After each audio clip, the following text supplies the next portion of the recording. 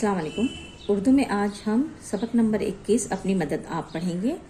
इस सबक में ये बताया गया है कि हमें अपना काम खुद करना है, ना कि किसी के भरोसे या किसी पर इन्हिसार नहीं करना है, वरना अगर हम किसी पर मुनस्सिर होते हैं या किसी पर भरोसा करते हैं तो वो काम कभी वक्त पर नहीं होता है।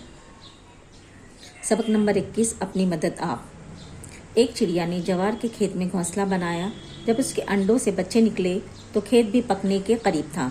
एक दिन चिड़िया घोंसले से बाहर जाने लगी तो उसने अपने बच्चों से कहा, मेरे पीछे अगर खेत का मालिक या उसके घर वाले आएं तो उनकी बातें गौर से सुनकर मुझे बताना। चिड़िया के बच्चे जब चिड़िया के जाने के बाद खेत का मालिक और उसका बेटा वहां आए। बाप ने बेटे से कहा, मैं समझता हूँ कि खेत पक चुका है। कल सुबह सवेरे अपने पड़ोसियों और दोस्तों के पास जाओ और उनसे कहो कि खेत काटने में हमारी मदद करें। शाम को चिड़िया अपने घोंसले पर वापस आई। बच्चे पर फैलाकर चींची करने लगे। उन्होंने किसान से जो सुना था वह कह सुनाया और बोले, माँ हमें जल्दी यहाँ से ले चल, कहीं खेत के साथ हमारा घोंसला भी ना कट जाए। माँ ने कहा, बच्चों घबराने की कोई बात नहीं, खेत के मालिक ने अपने पड़ोसियों और दोस्तों पर भरोसा किया है। मुझे यकीन है ये खेत कल नहीं कटेगा। दूसरे रोज जब चिड़िया बाहर जाने लगी तो चलते हुए कहती गई, बच्चों खेत के मालिक की बातें गौर से सुनकर मुझे बताना। कुछ देर बाद खेत का मालिक आया। वो बहुत देर तक पड़ोसियों और दोस्तों का रास्ता देखता रहा, लेकिन वहां कोई ना आया। जब धूप तेज हो गई तो उसने अपने बेटे से कहा, इन दोस्तों और पड़ोसियों का कोई भरोसा नहीं। तुम अपने चचाजाद भाइयों से कहो कि कल सुबह खेत काटने में हमारा हाथ बटाए। तो चूंकि पड़ोसी और दोस्तों का इंतजार करते रहे, काम के लिए उनको बुलाया लेकिन वो नहीं आए, तो अब उसने क्या कहा अपने बेटे से कि चचाजाद भाइयों को बुला लाओ। ये बात सुनकर चिड़िया के बच्चे बहुत डरे। जैसे ही उनकी माँ आई तो पर फैलाकर चींची करके उससे बोले कि आज ये बात हुई है। ये सुनकर चिड़िया ने कहा, घबराने की कोई बात नहीं, मुझे नहीं लगता कि रिश्तेदार उसके काम आएंगे। अगले दिन जब चिड़िया फिर बाहर जाने लगी तो उसने कहा, बच्चों खेत के मालिक की बातें गौर से सुनकर मुझे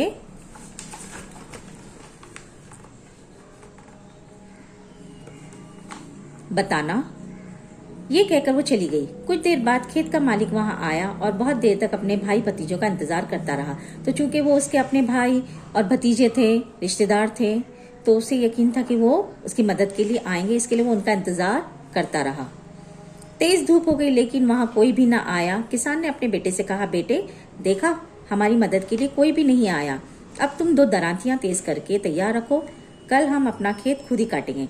दरांतियां जो घास काटने के लिए और फसल काटने के लिए इस्तेमाल की जाती है, तो वो उसे कहते हैं।